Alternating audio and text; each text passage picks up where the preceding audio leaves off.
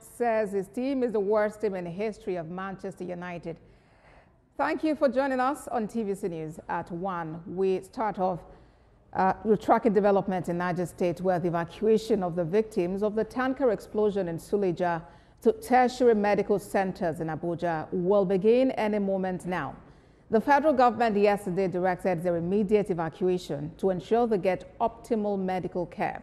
Efforts to save their lives have continued following the tragic incident, with survivors now the focus of emergency response teams and medical personnel.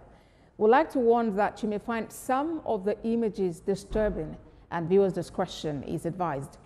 According to reports by the Niger State government, 20 critically injured victims have been evacuated to Gwagwalada Specialist Hospital, where they are receiving intensive care. 2 others were transferred to the Federal Medical Center in Jabi, Abuja. These referrals were facilitated by ambulances provided by the federal government through a collaboration with the Ministries of Information and Health alongside the National Emergency Management Agency. Death toll from the explosion in Diko rose to more than 85 yesterday, with about 55 others severely wounded receiving treatment at various medical centers. The Ministry of Information and National Orientation. Persons, and we still have about 69 persons that were injured. Some were severely injured. That's a group that was moved to Abuja today, and then those that had sustained mild injuries, as some have returned to their homes just to nurse their wounds. About 20 shops were razed down in this inferno all along the Niger Diko road. So that's the update that we have so far. All right, and we understand some traffic rules have been given to prevent recurrence. Tell us more about that. All right, part of the problem that you find along that Niger Diko road is drivers trying to take illegal routes. By illegal, I mean they would rather, instead of them going through the bridge, they would want to go under the bridge. The state government has directed that every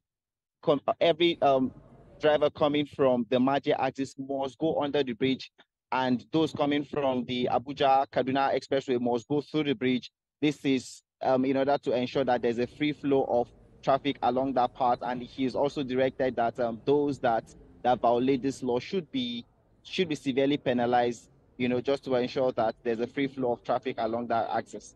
And still on that, do we have officials manning that point, at the moment to ensure compliance? Oh, yes. The officials of the Federal Road Safety Corps are right in that place right now. And the state, the other security agencies in the state, like the Niger State Traffic Management Agency, are stationed around that position right now to ensure compliance. And I hope that this will not just be for the next few days. It is going to be there for as long as it takes. Well, that's the expectation. And Chenemi, there have actually been lots of complaints about indiscriminate parking of heavy-duty trucks along that route. What is the government saying or doing to manage the situation? Oh, when you go through through that entire axis from the area called Lambata, in fact, when you go to Lambata right now, you'd almost there's a huge traffic issue there. Because of indiscriminate parking, you find heavy-duty trucks parked on both sides of the road, making it difficult for even small vehicles to go through. This is potentially risky if nothing is done about that. When you go towards the Diko axis, you find such happening. I think it's important that a trailer park should be provided for these people. They usually park there to service their engines or just to take some rest. If a trailer park is provided around that vicinity, it will ensure that these people will stop parking along the road. And right now, not much has been done concerning that.